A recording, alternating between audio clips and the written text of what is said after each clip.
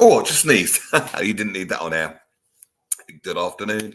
Just gone midday, Wednesday afternoon. This is Longie with the Midday Show. And hello. How are you? Welcome along. Very special guest today. So we'll just do a couple of hellos and then we will get her on and talk about all things comedy. Because, you know, I like to do a little bit of stand-up, which is fun. And I'd very much like to share a little bit of that world with you. Some of you might think, oh God, I could never ever do that. Never say never. Some people are really funny, but then when sometimes it's funny in your head and you get on stage and try it and it's like, actually was not funny. But there's no way of finding out until you actually go out and do the gigs. And every gig is different, which keeps it kind of interesting, doesn't it?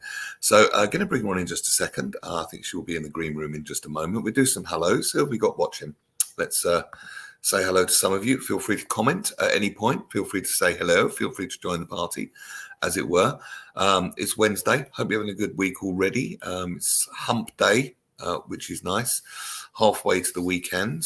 And I've been really, I've got to watch it. I've been really do over the last goodness knows how many days. And it's like, okay, Neil, time to slow down now.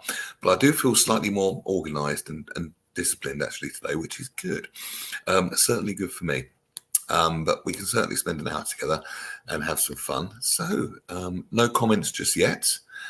Let's send her a cheeky message. So all my own messages. So to quickly open a different tab there and click something. So are we all right today?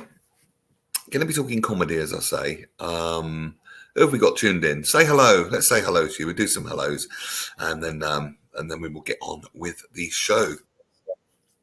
Very honoured to be taking part in somebody else's comedy gig. They saw what I did on stage, and for some reason, thought it might be appropriate to use some of it in their hour-long show, which I'm doing in Faversham on Sunday. So I'm looking forward to that. Heading on down there, getting the train. I've been on a train for ages. Book the ticket, 15 quid to Faversham. It's not too bad, is it? So I'm looking forward to that. And then a whole bunch of other comedy gigs booked until Christmas, and the DJ gigs are starting to come in as well now, which is nice. So I'm doing that and the radio and podcasting and this and teaching DJing as well, and just about keeping out of trouble and keeping relatively busy as well. So do feel free to say hello, but let's get our lovely guest on. She's there.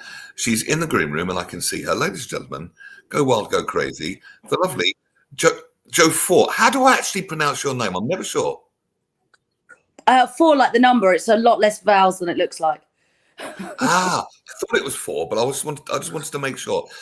Joe Fort, welcome to the show. Hello, and how are you? Hello, I'm good, thank you. Yeah, a little bit shiny apparently. I just ate, and apparently that makes me sweaty. Is that right? I normally sweat when I'm excited about food. Who doesn't? You know. I always get excited about food. It generally happens to me when I'm packing a hangover and the body starts to think, right, let's sweat it out now, and then I get shiny. Not that I drink, because I'm a good boy that never does anything like that. Welcome to the Midday Show, Joe. Pleased to be here. Really lovely to have you. So let's get a little bit of backstory.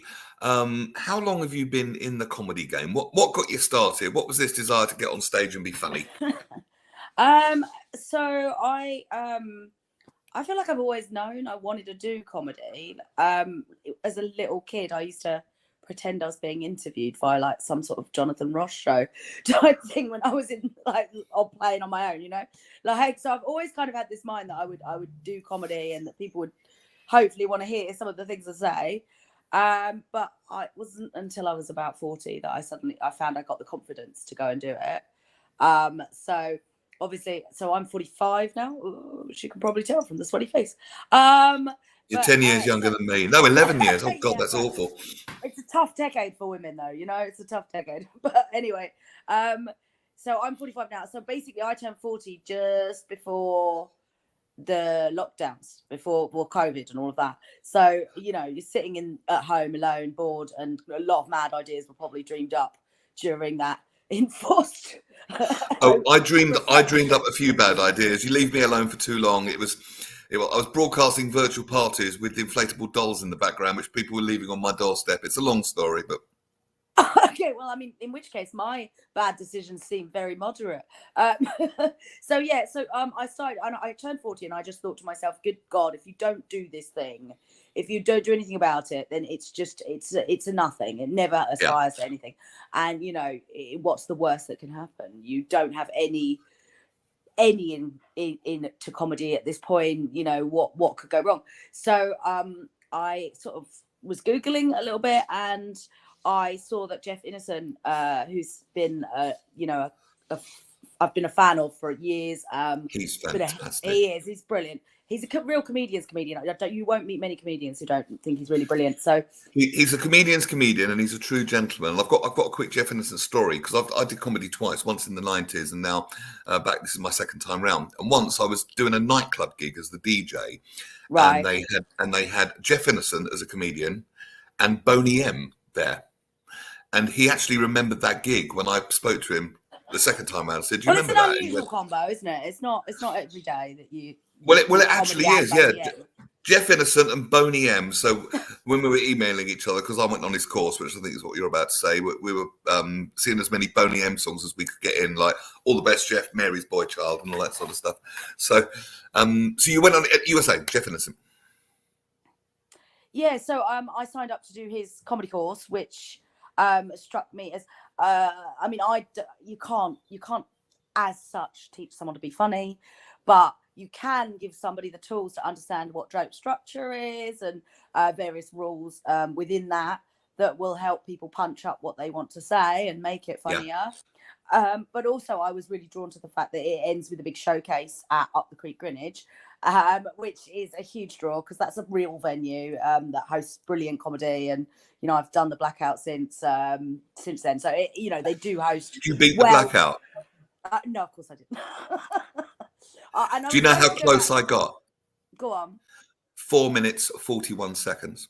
Oh, that's good. It's really close. 4:41. I was so close. Just to explain what the Blackout is, Up the Creek is a classic, well-known, legendary amongst anyone that's ever done comedy, because of how brutal it used to be. Their resident compere was a guy called Malcolm Hardy, who's no longer with us. Do you know the classic Malcolm Hardy story? I think I do. There's certainly some fantastic stories that come out of Up the Creek. Somebody fell asleep in the front row, and he woke them up by peeing on them live. Yes, I think stage. I had heard that. Yes. You heard that one. And it was so brutal. What they used to do, it's different now. They didn't have like Beat the Blackout and like opportunities for new people to go and try 5 minutes without getting voted off and blacked out. What it is, they have a card system to give to the audience. You get one card. First 2 minutes is safe. Then you get one card up, one red light, two, and then 3, you're blacked out. All right.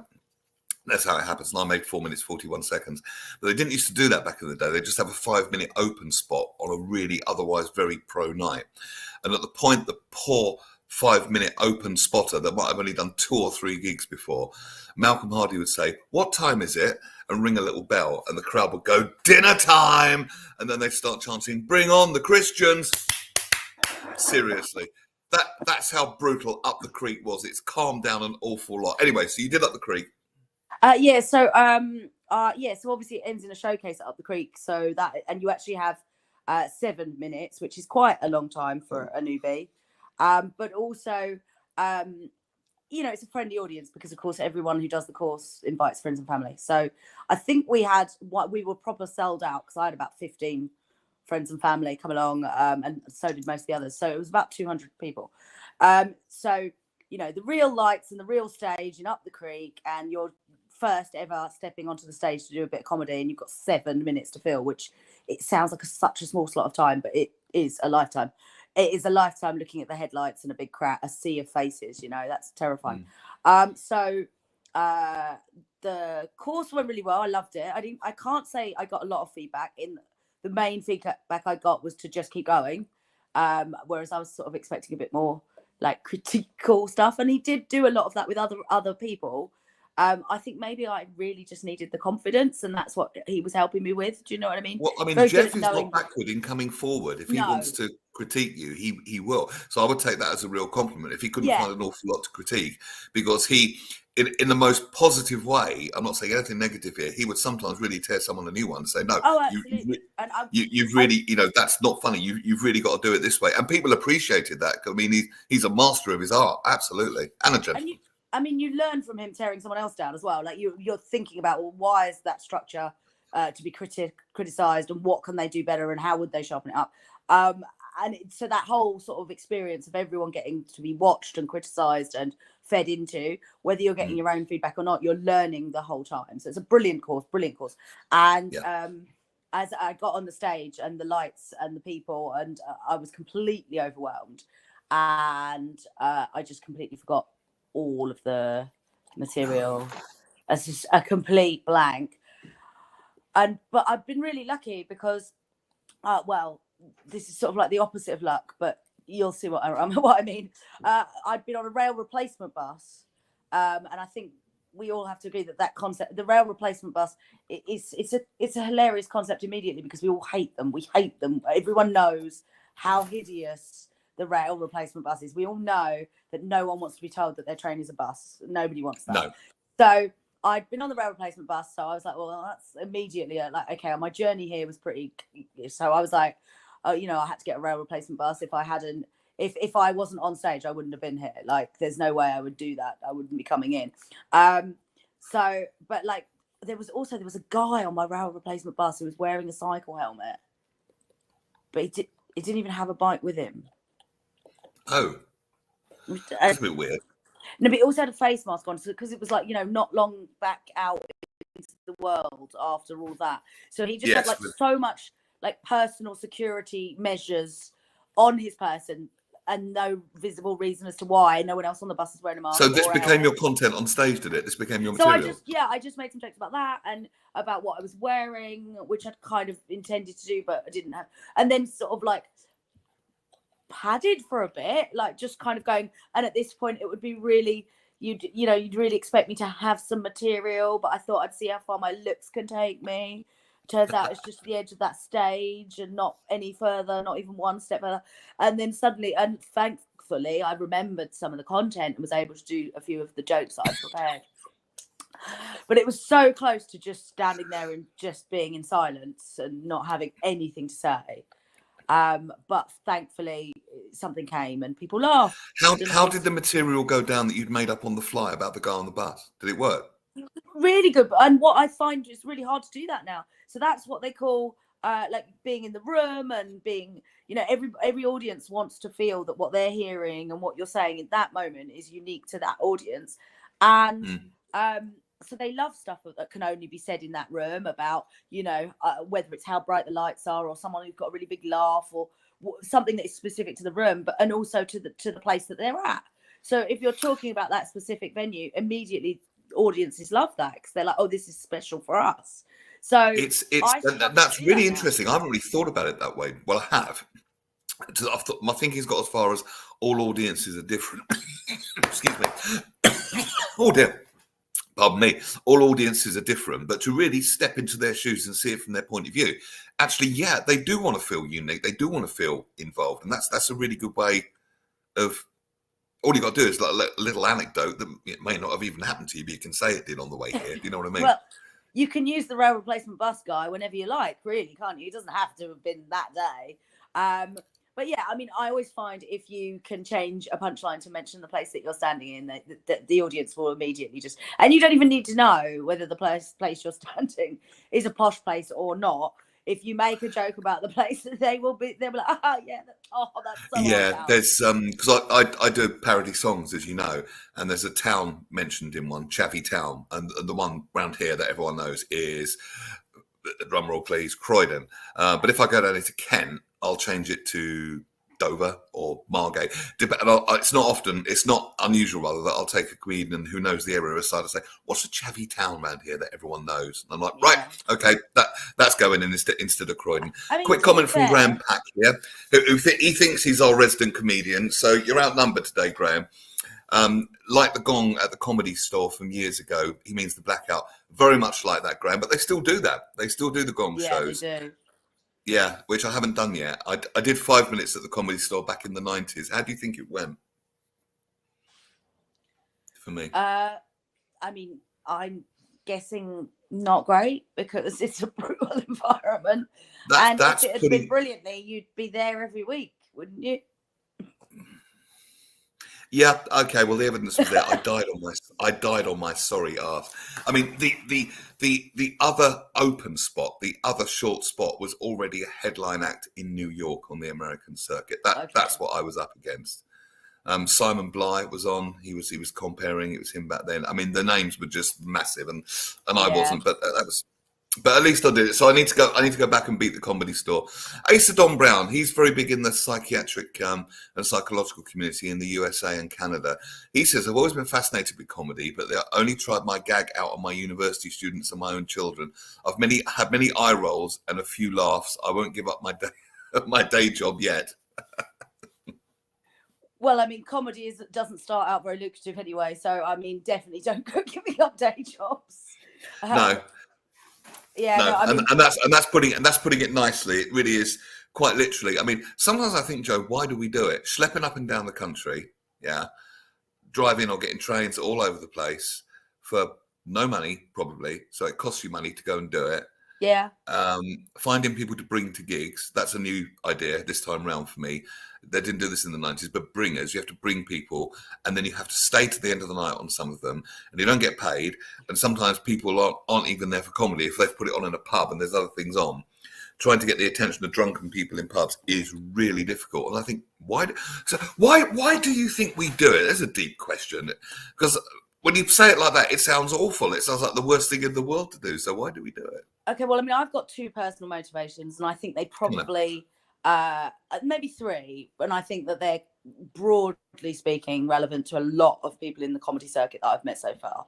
The first one is, for me, it's a calling. That high that you get from making people laugh it's amazing. Phenomenal. There is no buzz like it.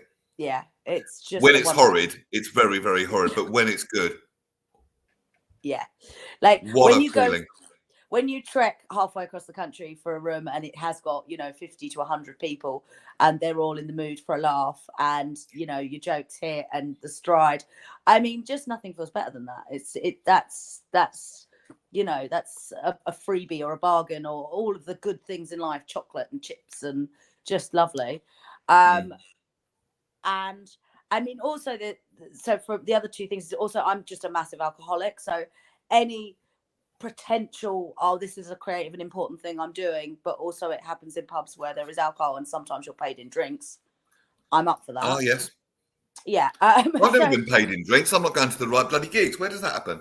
It does definitely. Like, yeah, hook us up. If there's free drinks involved, I'm for it. Even better, I've been to gigs where there's free pizza as well, which is you're like, a glass of wine and a pizza. Yeah, that is enough money for me. I'm happy with that.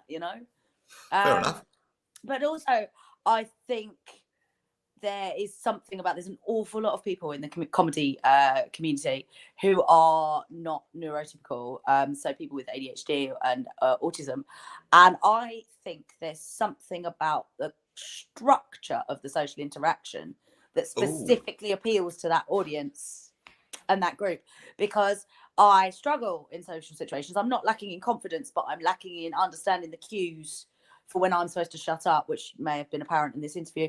But like, and my facial expressions are like, what I'm thinking is on my face. So if my friend says something about the boyfriend that I don't like, it's probably apparent that I think that boyfriend's a bit, I'm like, you can tell what I'm thinking. So that makes normal social interaction somewhat trickier.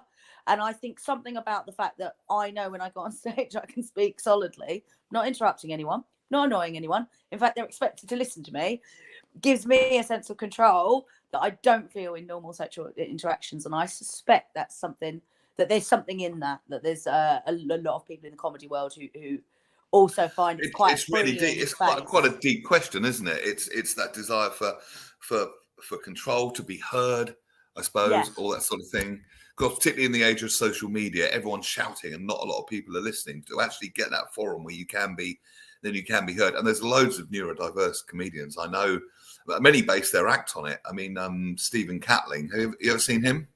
Yeah. I think so. Oh, Bees. I'd know if I had. Behavioural I've problems. seen his pictures so many times. I think I've seen him because He's got a beard and he's dresses up as a bee. Yeah. Yes, I think I have a long time ago at Edinburgh. Yeah, he had this routine where he would get on stage and kneel on stage and then get people to pour honey in his mouth until it was full, which was very bizarre. But he's not neurotypical. He makes a point of the fact that he's autistic and all that sort of thing. And there's an awful lot of it. That's really interesting about the structure. I'd be interested what Asa Don Brown thinks about that. Our resident psychologist. I'd love to hear your thoughts on that. And he says, when did you discover your calling? Did you miss the beginning of the show, actually, Dr. Asa? Because I think Joe said it was when you turned 40, wasn't it? Well, no, I've known I wanted to do this since I was 7. Like, as I say, right. I've always known I wanted to do comedy, but I just, you just imagine that any of these kind of industries, that it has to be like a lifelong thing and it has to be something you signed up to as a young person. You don't even think that there's a real route into some of these things. And actually, comedy is one of the few creative industries where any old idiot can give it a go. There isn't a barrier at all. And when you listen to some of the really big names in comedy and find out how they started out, I mean, I was just watching something the other day, and this is not an endorsement of his comedy, but I was just watching this morning, literally, John Bishop talking about going on and just he'd have to pay £4 to go into a venue unless he put his name down to do something. So he put his name down. So he didn't want to pay the £4. That was the decision. That was it. And then he got on the stage. There was like 7 people in the room, and obviously it went well, and he enjoyed it, and the rest is history. Literally, you can go in at any age. There's this wonderful man. We've had him on the show, actually. He's called Palan. Have you come across him? No, I don't think I have. No, Indian chap, and he is very good, and he's very funny. And at the end of it, he says, "I hope you've enjoyed the set." He says, "I just want to make people happy and to show it's never too late." Then he goes, "I'm 80." Oh wow! Yeah, I mean, he's 80. Brilliant. I mean, I've no doubt that there is. I mean, you do hear people saying things occasionally, like, women over 40 shouldn't make jokes about sex, and like, why? It's normally the sort of person I don't want to hear making jokes about sex. But anyway, each to their own. Like, you hear the occasional rumblings of those kind of things, and there's absolutely no doubt that there have been problems in comedy in terms of women and how we are treated sometimes. But my experience has very much been that there's people of all ages and all backgrounds, and the best comedy nights I've been to have had a really lovely mixed bag of humans, and that's kind of the point, because if you have to listen to 7 26-year-olds, that is very boring. Yeah, it needs the diversity. I think it's improved for women, certainly in my second time round, and in my second time round I've seen a lot more of what I would say, a lot more really funny girls. I could, yourself being one of them, and many others I could name. I say girls, young women and women. I get you. Fine, I'll take girls. It's still. Thank you, but very much so. I think there is still a bit of sexism and all that sort of stuff. I think, but I think we're moving in the right direction now, because I can't find any scientific proof, and I don't think I ever will, for how men are naturally funnier than women. It might be lack of opportunity, like it was before, maybe, but certainly not through lack of anything else. I don't buy into that. I just don't. No, I think, as you say, change is happening, and it's really positive. So the more women-led comedy nights that we have, the more women who are coming in, and you're seeing that women are coming into comedy younger and having that confidence and getting out there and doing the performing and moving quickly through the industry. And those are all amazing things. But again, they help level the playing field and just stop that, like you said, back in the that very boys' club mentality that used to exist, whereby it was very combative comedy, and that maybe doesn't necessarily fit women quite as well. And no, I agree. What I did observe with a lot of women back in the 90s, they seemed to feel, and I can completely understand why, because of the boys' club mentality, that they had to prove themselves more than the men. And to do that, they would use shock value.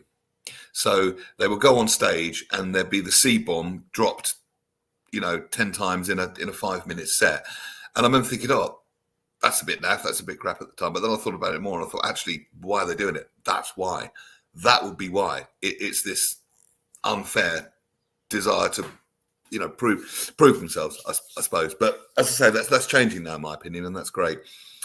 Graham Pack, I've seen a few women comedians that have come into comedy later on after being in a job for several years and are bored by their career. Yeah, many of those. He also says, first gag I got money for was the news headlines. Roy Hudd, I remember him, on BBC Radio for £12.50 back in the early 1990s. Goodness me. That's a great story. I know lots of people who do find that they earn more money writing comedy than they do performing comedy. Does that interest you? What's your dream? If you could chart your dream path in this crazy game, what would it be? Sorry, the dog's just resting on my elbow. That's quite all right. We don't mind dogs on screen. I'm definitely not writing. I've got a show on Sunday, and I'm going to come to that. I want to hear all about that. I'm sitting here looking at a blank piece of paper, and now people are starting to bug me. I'm getting, friends going, so we're still going for lunch, or have you not written your show yet? And you're like, still haven't written it. No, I haven't written a thing. I've done some PowerPoint slides with just pictures from. Do you reckon you can blag an hour about a bloke on a rail replacement bus? I might be in that situation. Yeah, let's hope the railways are suitably unreliable on my journey to the show, so I've got something to talk about. I mean, the world is always going to be full of weirdos, so there's no. And in fact, the show is in Faversham, which is a sort of Kentish Croydon. So, Kentish Croydon. There's plenty of scope within the locals to find comedy gold, I'm sure. Well, you very kindly invited me to be on your show. You saw what I do, which is the parody songs, and like the cut of my jib for some crazy reason. So let's hear all about your show, and then we can explain how I'm involved. And by the way, the thing we were working on yesterday, I'm still gluing it all together, and it should be ready within about an hour. I'm having to do some very clever editing, but it's looking good so far. Oh, that's amazing. I hope you're just putting that super young filter on my face, yeah? There's no need. You're radiant as you are, Joe. That's sweat, as we've previously established. Anyway, so the show, my material is pretty dark and pretty filthy. And so obviously having seen your act and that you do quite a lot of songs with a little bit more of a grown-up add-on theme than the original song might have been. Yes, but like doing unspeakable things with hoovers and things like that. Yes, all of that. Yeah. And then the person who's emceeing and is going to do some warm up for us, Genevieve Pepper. She also is fairly filthy. In one of her many aliases, she's a dominatrix, and so she's got a very interesting take. Now, I didn't know whether to say on air whether she was a dominatrix or not, but you said it. So, how do you know her? I mean, so actually it's quite funny because she keeps texting me and going, you do know you could be earning really good money, much better money than this comedy malarkey, and get into this dominatrix stuff. And I'm like, I mean, I just don't think that it's for me. But anyway, how do I know? We went to Catholic primary school, of course, together. Oh, so all that repression is coming out. Isn't that the origin story you were expecting? Like, both crazy. Yeah, pretty much. Were filthy, very much pro sex, I suppose, is the way that the young people are describing it, but you used to just call it slutty women. Obviously we went to a Catholic primary school together, and that's where the trauma and the humour all stem from, really. So the show will then hopefully seamlessly meld from my comedy antidotes to your comedy songs and back again, and should be a riotous silliness of an hour of our lives, really. I'm really excited about it. So it's an hour show. I was going to say, how long does it take to prepare it? But I suppose that's not a relevant question now. So a couple of hours on the train down there. Yeah, no, no, I mean, the PowerPoint's taken at least 2 hours. Come on, give me some credit. I've given you every credit. But, I mean, essentially, the way that my comedy happens is I don't write it. I'll just be talking it through in my head, and more will jump into bits that I've already got, and it'll elaborate from there. So writing, I've actually done like a bulleted note with every joke that I'm trying to remember to put in it from all of the jokes that I've ever told in the history of all of the jokes. And even just doing that is like a laborious task that I've not done before. Because I've ended up writing the same bit thousands of times, but not getting to the whole of the show. So it's just, it's just not that. I mean, I've got ADHD. I find writing stuff down boring and difficult, and I don't. My writing's not great to read, and you've gone a little bit muffled. Have you done something with your microphone? Sorry, I probably That's just put my finger over it. It's like, I don't know, old age hands, like they struggle with the phone these days. But yeah, so I don't write as such in a traditional sense, although I'm trying really hard to. But the problem is, if I write it down, so say if I won't be able to remember it because of the ADHD. So there's no way I can remember 40 minutes of written content if my life depended upon it. That's one of the reasons I'm definitely not suited to acting. Like, I just can't remember it. So it's not much point in me sitting here and writing amazing jokes in longhand that I am not going to be able to remember to deliver. So the only way I can do it is to just be having conversations with myself and elaborating on jokes and coming up with things that I think are funny, and just keeping that energy in my head the whole time, in the hope that I can talk mainly with jokes, but hopefully I've got a couple of funny stories that have just got a nice payoff at the end. And hey, it's only 40 minutes, right? I find that stories, I've got some great stories from the world of radio, and something unspeakable that my dog did to me at Sunday dinner. And I think it's really, really funny. But sometimes I'm trying to work out a way of bringing it into the routine and making it fun. My dog basically slut shamed me in front of the whole family, basically. I won't say exactly how he did it, but he did. Yeah, I'm not sure of the mechanism for that. No, I'm not. But it was a priceless comedy moment. If it was a sitcom, it'd be one of the most as funny as Men Behaving Badly. I mean, literally, it was just that epic moment, and it completely ruined Sunday dinner for everybody. Who are you? I can't say it on air particularly. Actually, we're not Ofcom regulated. I could say it, but I'm not going to. Gentleman never tells. But I'll tell you if we get drunk after the show on Sunday. Yes, definitely. After the show on Sunday, we're all going to Spoons, yeah? Hallelujah. Who are your comedic role models, says Dr. Asa? Oh, well, you know what? I mean, in terms of today and people who I just think are just unendingly funny and very, very clever, I think James Acaster's fantastic. I've got to be honest, I very much enjoy The Craft as Ricky Gervais delivers it, and I'm aware that he touches on quite sensitive subjects, but I think that's one of the things that a powerful comedian should do.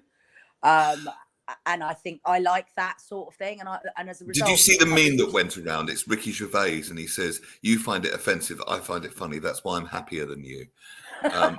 Yes, I did. I like Ricky Gervais very much. I wasn't much of a fan until Afterlife, and when that's just his best work without a doubt.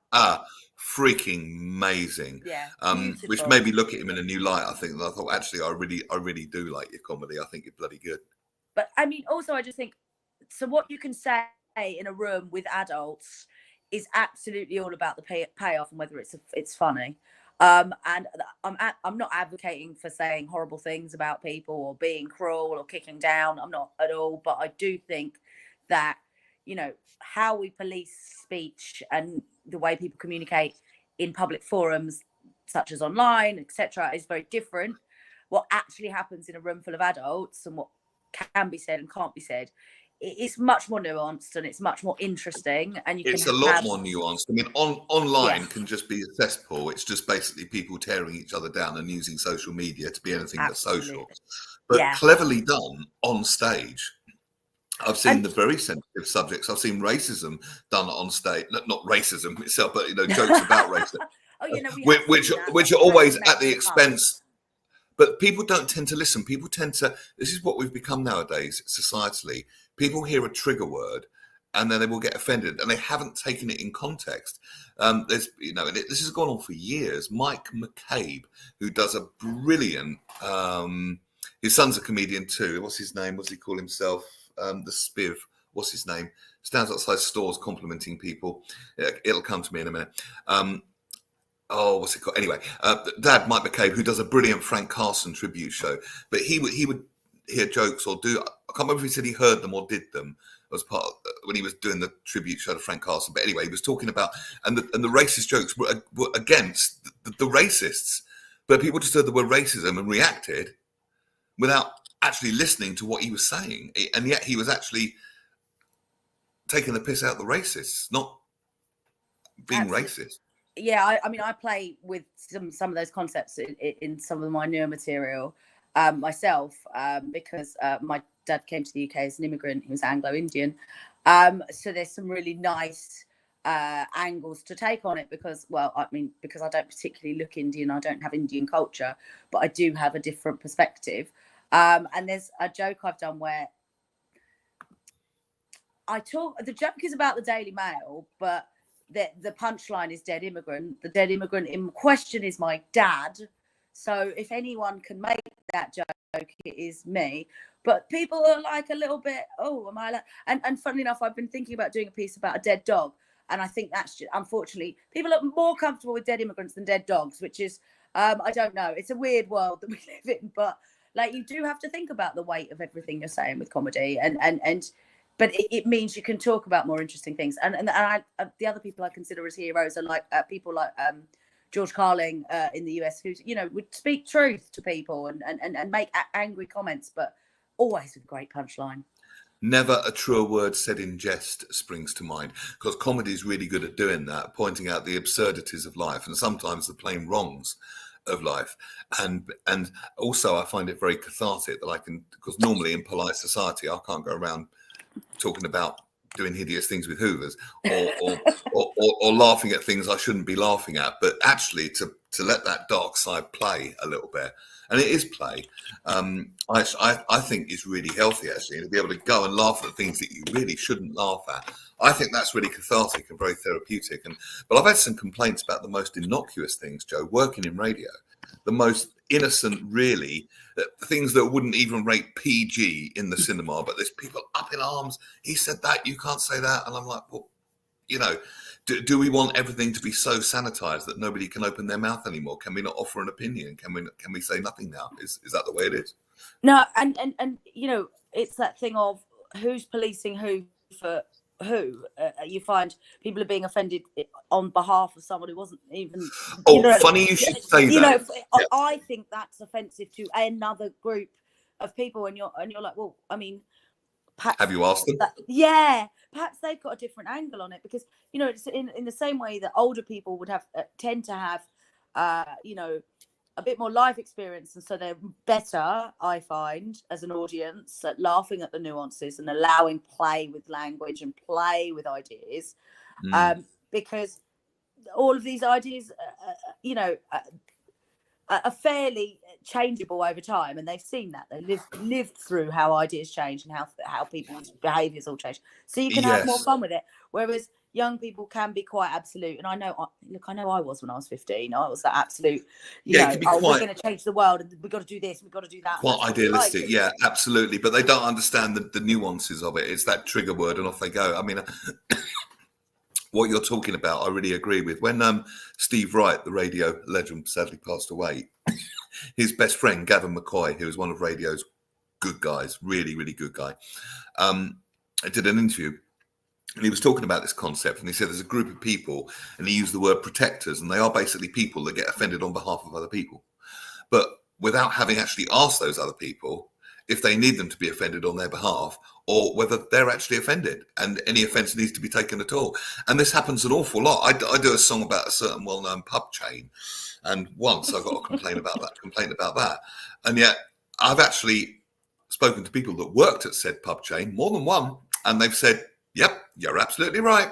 It's funny because it's true, you know, that sort of thing. Well, absolutely. And I find that's certainly my experience. Obviously, being mixed race, I'm in a position if some powers to be able to speak about both of those experiences, as it were, both my mum's experience of being, an English person, and my dad's experience of coming here and building a life as a refugee. But I found I lived in Brixton for years, and I worked very closely with the Caribbean diaspora on a festival for some years, and Brilliant. working closely with those people who then become your friends, and you begin to understand the differences and the nuances between certain cultures and cultures within the Caribbean itself, and understanding you can make jokes with people, and that is, you then, so you're allowed to say, I see we're on Jamaican time today, because those people are your friends, and you understand that to them is a fun thing, and you can have that conversation. Yes, exactly. But And if that's the somebody else nuance. heard me saying that to them, they would perhaps think that there's an ism in there, not just a friendliness and a knowledge. But people don't understand. They don't know your backstory. They don't know the life experience. They don't know about your dad. They don't know what you know, and yet they just jump to the conclusion. I mean, I think I've always defined racism as bigotry or hatred towards someone because they're a different race. But comedy, 99% of the time, isn't that at all. No. I mean, you look at Trevor Noah; he does it so cleverly, and if somebody wants to get up on stage and take their bigoted ideas onto a public platform, I'd hate that. But I don't think I've ever seen that. Honestly, haven't. I don't. Yeah, I mean, I see so many more diverse people in comedy now, and it's really exciting to hear about different life experiences. So that's a huge positive movement. But to my mind, quite often, if someone is saying, that you're that they're protecting a community that they think they know, and that's the thing. And you might be like, well, it may not look like it, but I do know, because this is my experience, or I have this from close enough to the source that I am confident that the audience I'm talking about would be on board with the way that I'm referring to this subject. Said. With jokes that I have sat down and sort of been thinking about, I'd quite like to do something with this. Is this funny? Is it not funny? I will test those through some of my, what I would call my most awake or my most woke friends, or, the young ones who are much more on message than me, and will pick me up occasionally and go, well, actually, I think it's not that, we've got to do that now. So I will run jokes through people in that way and be like, how does this play? Is there a way to write this? I want to cover this subject, but I want to make sure I'm coming at it from the right angle. And because I want everyone to be able to laugh at this concept. Yeah, exactly. I think the master of that is Trevor Noah. He deals with the most sensitive stuff and really sensitive stuff, but he does it really tastefully, and it's really funny. Very, very gifted. Asa Don Brown. Joe, you'll appreciate the following. During my doctoral residency, my supervisor had me place her dead dog into her deep freezer in order that she could take it to her hometown in Saskatchewan. My brain won't allow me to read that word, but I do think Saskatchewan. A few months later. Do you want to write that phonetically for me, Dr. Asa? Because I'm not going to be caught out by a word. I want to pronounce that right. I just know that isn't that the home of the Bigfoot? Isn't that where they come from? But I mean, that's brilliant. Did I say something about a dead dog, or did I just think about it? You did talk about a dead dog. I did mention the dead dog, right? Okay. Yeah. I mean, either that or Asa Don Brown is very good at what he does. Yeah. I mean, that's brilliant. I mean, that's a big favour for a boss to ask, isn't it? Pretty much. I don't think I've really got on with some of my bosses in the past, but I don't think I would store a dead animal for them. I don't. I don't Mainly think so because either. I've got quite a small freezer. And anything bigger than a chihuahua is going to take me to cut it in half to get it in there. I've got like compartments, and I'd have to cut it into pieces, and it would just get nasty. Dice the dog up. This must have been one of those big American chest freezers, which are not as common here. No, I think. Let's hope so. So tell us more about your show. So it's a 1 hour show. Is it your first 1 hour show that you've done? It is, absolutely. It is the first time I've done a full length show. And really I'm cheating because, as I say, I've got a warm up who's going to host us, which is lovely. So she's hopefully taking 10 minutes off of my Our dominatrix friend. Our dominatrix friend, exactly. Can we go out on the lash afterwards? Sorry. Hopefully. I mean, certainly I can pay either of you in, small amounts, either to cover your petrol or your booze. It's up to you. Oh, I wasn't asking for that. I was just making a silly joke about going out on the lash dominatrix. That was all. I was just being Yeah, stupid. okay. Sorry. That's all right. Yeah, and then obviously you're doing a few songs for me as well. So I haven't actually got to fill a whole hour. I think I've easily got 20 minutes of material anyway, probably a bit more. If we're sort of including what you might call the stuff that's been I've superseded it with better material, but at the same time we're stretching here. So, A material, B material, C material. So Yeah. I've probably got 25 minutes worth of material already. And so then there's 15 minutes to fill. And, You've probably got a lot more than you think. If you get yeah. in flow state on stage, then none of this conversation will be necessary. It will The other thing I've been be thinking, the magic will happen, and then you won't remember a word of it afterwards. That's how flow works. absolutely, But it's that is amazing. exactly what I expect to happen. I anticipate to happen. I've been thinking just more about like stagecraft, really. Like, how am I going to construct this time frame so that I can move from what I would like the gagged stuff, like joke, joke, joke, to a slightly longer story, and then back to something quicker. And so that's really all I'm sort of thinking about, how I can fill the time of like 40 minutes, because 40 minutes is a huge amount of time to try and make people laugh. It is. What's the longest gig you've done so far? Is it 10s? Have you done 20s yet? I've done 15s quite a lot. 15s. I think, yeah, I've done quite a few 15s. Haven't done 20 yet. So this is a step forward. Yeah. So it's exciting. It's terrifying. And this is excellent procrastination. Thank you. This is excellent procrastination, because this is an hour that I haven't had to write the show, do anything before writing the show. And in fact, that's why I've done some really good PR in the last couple of weeks, just because anything to put it off a bit further, So Yeah. So what's the comedy dream? Is it live at the Apollo? Is it a writing career? Would you go into acting? I mean, what's the big dream for Joe? I mean, yeah, I think it's just performing at good size gigs with audiences. It's not even. Is that too much to ask? No, not really. Live at the Apollo, like, it sounds like a dream, but that's a massive, massive audience. And as soon as you get into audiences that scale, there's a whole other aspect of the craft, which then involves you planning the timing to allow a room that big to get your joke, and allow for the comedy, the laughter to go through, and then to wait for that. And I mean, that's a whole nother level of performance. I'd love to do it though, just once, wouldn't you? So for me, I'd just like to be gigging every Friday and Saturday night to 150 to 200 people. That would be the dream. That would do it. Like a nice size audience. Because you live in Kent, don't you, right? Yeah. There's quite a nice thriving scene down in Kent. One of the names that springs to mind, and he's one of my favourites from the Kentish lot. Actually, through most of the ones I met, AMJ, Adam Morrison Jones.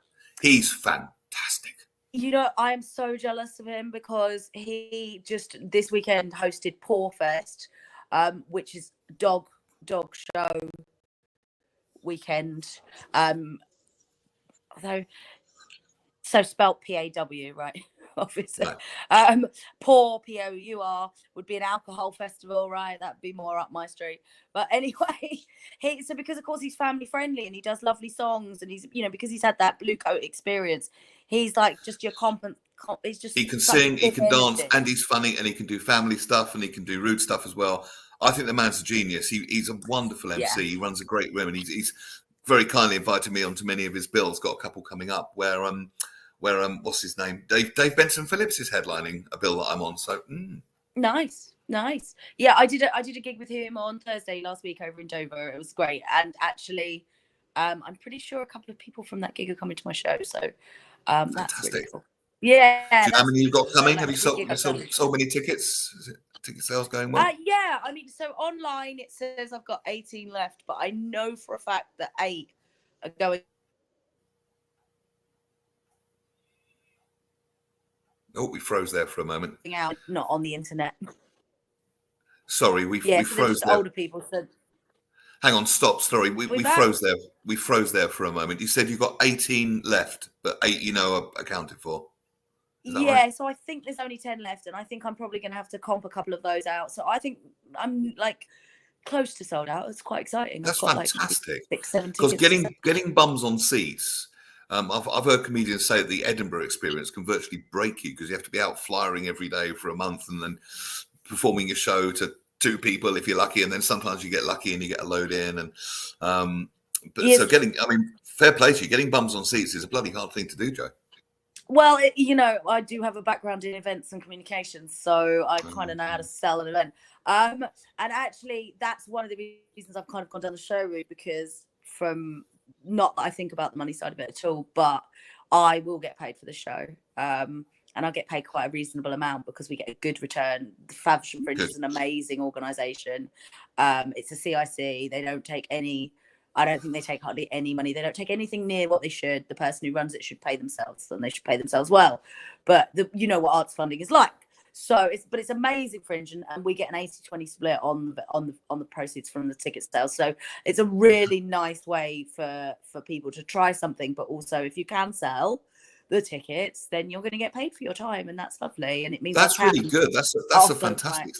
Yeah, that's a it's fantastic a great split setup. thinking about it, isn't it? I mean, that's really good. And when I know that I've just spoken to guys who've just come back from Fringe in Edinburgh, and they're looking at having spent £4,000 of their own money, you know, and that's all well and good if you were performing to packed out rooms and you're getting 5-star reviews in Chortle now. But the truth is that to a lot of those people, they spent £4,000 entertaining 7 people a day. Yeah. And that's brutal. So like have you done it in Edinburgh? No, I've been as a punter many times. I'm a big fan of comedy generally, but I want to take this show is the beginning of that journey to Edinburgh for me. So if we pull this off, then maybe I'm going to Edinburgh next year. So next year we can expect. What's the show called, by the way? I hate to boast, but okay. And I realise that's quite a hateful. Oh God, ew, woman boasting, gross. But obviously I'm not boasting. My life is an absolute car crash. And so none of it's boastful. Like I said, but there is some boasting, because why not? I mean, it's my show. But like basically, so I found out I went to Mensa. One of the other things I did during lockdown, I had a very productive lockdown. I got diagnosed with ADHD. I did signed up for a comedy course that I hope is going to change the course of my life. And also went to Mensa and found out that I'm moderately gifted, which means I'm very close to being smart enough to go to Mensa, but not quite. But I'm allowed to redo it on drugs, so I can't wait to do that now that I've got the ADHD medication. But basically, I'm moderately gifted, but we just haven't worked out what's at yet. So there is a bit of boasting in there, because I'm going to kind of go comedy, poetry, art. There may be examples of my art around in the room. But they say madness and genius are 2 sides of the same coin. Maybe the ADHD is actually a gift that you haven't quite unwrapped yet, maybe. Yeah, I mean, but also I've dabbled with madness too. And I highly recommend it. It's a wonderful holiday from sanity, which is frankly quite boring and wearing.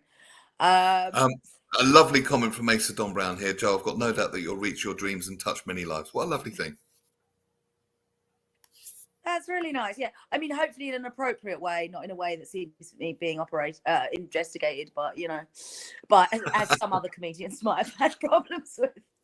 Yes. Touching people with consent. Consent is important, children, and don't touch the children. Always. Yeah, those are the rules. Yes, 100%. We could talk about so much, couldn't we? We could talk about so much. We got 7 minutes left. Any questions or comments from our lovely people watching? We've got 4 laughing emojis, so we've made people laugh in the last hour. So that's always a good sign. Absolutely. Let's hope we can make 4 people in the room full of 50 people laugh on Sunday. 4 will do. I mean, my mum's there, so I've got one like in the bag for she should. Okay. Although, so while we were preparing, as you said about video, I had to send the song lyrics for our little duet to my mum's phone so that I could read them on that phone and have the other phone recording, because I'm a Luddite and I didn't know what I was doing with the recordings and stuff. And when I next picked up my mum's phone on my phone, I deleted it from the messages so she didn't have it. I just thought context is everything, isn't it? Context in the room. I think she will laugh at that joke. you know, the I hope song, so. all of the lyrics in it. I really do. But having, obviously she had seen it, and she said to me last night, I'm a bit worried about this bit where you're talking about having all of your holes stuffed. A bit worried. It rhymed. I mean, I was like, it is a joke. It is a joke. No, it's a joke. It's fine. It's fine. Yes. Oh God, this means I've got to meet you one day. I'm going to be performing this with you. I say, honestly, Mrs. Farr, it's just a joke. It's just a joke. You know, it's like, I mean, but also when I think about some of the other things I've said on stage, and she's been in the room, and you know, like, that's funny. But so I'm like, I think you have to be in the, you just do. You have to be in the room, and like, you know, it's all funny in that situation. So let's just. I feel very privileged that you're using the song. It's our brand new one. It's hot off the press. In fact, it will be its very first public performance. That one. That's exciting. Okay, so I just ordered a universal laptop charger from an unnamed Chinese-based company, so that I can actually have a laptop, so I can prepare and make sure I've got stuff to take with me in the room. Because I mean, I'm just not used to doing all of this stuff, admin stuff. But also, I think I need to get online and buy a tripod so we can remember to film this. Because I suspect, I'm hoping that everyone in the room will be laughing too hard to hold a phone up to record. So we need to have something set up at the back, so we've got a recording. So that would be good. Absolutely. Yes, it needs recording. Absolutely, 100%. And I'll try and have some volume in my hair by then, I think. You know, okay. Yeah. Graham, question for you. Are you okay with your mum in the audience? As my nephew was never comfortable when I would go to one of his gigs. I quite like offending audience. No, not offending, but I quite like making audiences ever so slightly uncomfortable. I think there's a really lovely thing that happens when the laughter is almost nervous. Yes. So I have no problem with that. But also, I know that I get my sense of humor from my family. We've always had a dark sense of humor. We've always said things that other people would be like, what did you just say? Like, it's just the whole of my family. And my uncle, who passed away a couple of years ago, and whose house I'm currently sitting in, he used to, I'd walk in the house and he'd be like, you put on weight, and you're like, cheers, Bill, good to see you as well. Like, he just would say whatever came out of his mouth, and it wouldn't matter. And so we've always had that thick skin, and also that sort of like, well, if someone in the family will say something to offend you, and you're just gonna have to bat it back, and you might be like, oh, sod off, you know, like. So we've always had that resilience and that sense of like, you can say anything, it's fine. Good training for the comedy world, I guess, isn't it? Exactly, having a family like that. And I know they've got a good sense of humor and they'll laugh. But also, there's at least one joke about them, so like they'll just be hoping that I don't dwell on that too much. My claim to fame is I once offended a whole room of open micers. That it was because when you go to the open mic nights, generally it's mainly musicians and the odd comedian. And this place, I was certainly odd and the only one. And this was quite a mature gathering of people, shall we say, you know, in their 60s was probably the youngest, and they're getting up and they're doing their Nina Simone covers and all that sort of thing. And I get up and sing a song about a particular sex act, which I won't say on here, but needless to say, I offended the whole room, and there was people with their heads in their hands looking at each other going, and my girlfriend was in the room at the time. It was one of our very early dates. And I think at that point, that's when she decided that she wanted to be with me. The comedy wasn't particularly what I was doing, even though the song is funny. It's just that the reactions of the other people in the room were absolutely priceless. That, my dear, was comedy gold.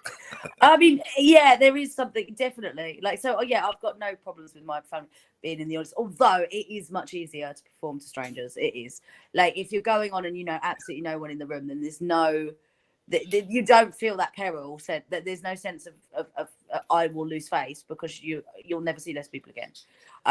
So that emboldens you to be braver, I think, sometimes. So certainly when I'm out going and doing new material and practicing things, it's nice to have a room full of strangers. But I mean, I think slightly offending people is great. But you just struck on one of the remaining injustices in the comedy world, and that is the fact that nearly all of the male comedians I see, and it doesn't matter how they look or whether they're even funny, they all have a girlfriend or a wife, even better.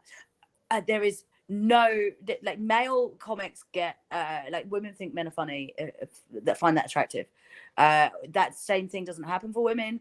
I want to know where my groupies are. Like I'm just, it's a depressing reality that you do not. Well, they find... say that women find humour a very attractive trait in men. Oh, without a doubt, yeah. And, yeah, my girlfriend's got a crush on Rowan Atkinson, for goodness sake. Oh yeah, okay, that's definitely about the jokes and the talent and not about the looks, right? I mean, nobody's gonna say he's a beefcake. So yeah, like you just don't find any guys coming up to girls at the end of the show and being like, "You're really funny. I think you're cute." It just doesn't happen. So, Let's see if we can set that up for you. You know, get you some groupies, get a rent a mob. Are you coming up to London to do anything at all? Graham wants to know. I haven't got anything booked in. So the stress of this show, of not writing it, it's the stress of not writing it. It has meant that I've been gigging locally mainly because in the last month I obviously wanted to promote the show, so local gigs have made sense. And then I'm gonna have a week off. I'm going to Rotterdam and Utrecht and obviously Amsterdam to buy drugs at the end of it. As soon as the show's finished, sort of thing. So I'm just gonna have a little few days off, and I've got nothing booked in because it was just a case of like everything is focused on this show, and then once that's done, as soon as it's done, I'll be back in London. I have a friend, but I think I've got a date penciled in for December in Bexley. But I think I'm going to be doing quite a lot of stuff in South London if I possibly can. I've got about three. Let me know, and I'll put it out on the show, and I'll okay, let lovely. know. So if people want to come along to the show on Sunday, what can they Google? Can I pop it on the screen? Yeah, sure. If you type in Faversham Fringe, they've got their own website. You'll find it on there. But you could use the name of the show. I hate to boast, and of course my name is Google whack. So Joe 4 Phaure, Joe 4. I hate to boast, and you'll probably find me there because that name is fairly unique. Is it I hate to boast or I hate to post? Is it I hate to post or I hate to post but? I hate to boast but. It's a bit like I'm not being racist, but it's one of those, we all know that I'm about to boast if I say I'm not, but yes, you know, I hate to boast, but and you know that what's going to come back. The next thing is going to be an enormous humble brag. Fantastic. Well, Joe, thank you for being on this show. Thank you so much for allowing me to be on yours. I feel very, very privileged, and I will do a good job for you. I wish you all the best of luck with the show. I'll try and avoid your mother and get out the theatre quickly before she can catch me. And it's been lovely talking to you. Thank you so much for being on. Oh, thank you for having me, and I can't wait till Sunday. See you Sunday. Me too. I'll see you then. Can you just hold on while I sign off? Because there's someone I want to ask you off air briefly. Okay, all right. Yeah. Brilliant. Joe 4, thank you so much for being on. It's been an absolute pleasure. Great show. Really enjoyed talking to Joe. Maybe see you on Sunday. If not, you won't see me on here Friday, but you will see Russ and the gang and Phil Dave and our wonderful theatre critic man, Jonathan Baz, and Chantal Rickard, Screen Queen. And I'll see you back on here on Monday for another midday show with Russ. And indeed next Wednesday by myself. But until then, stay out of trouble. Enjoy the rest of your afternoon. Thank you so much. And thank you for tuning in. Bye for now. Good afternoon.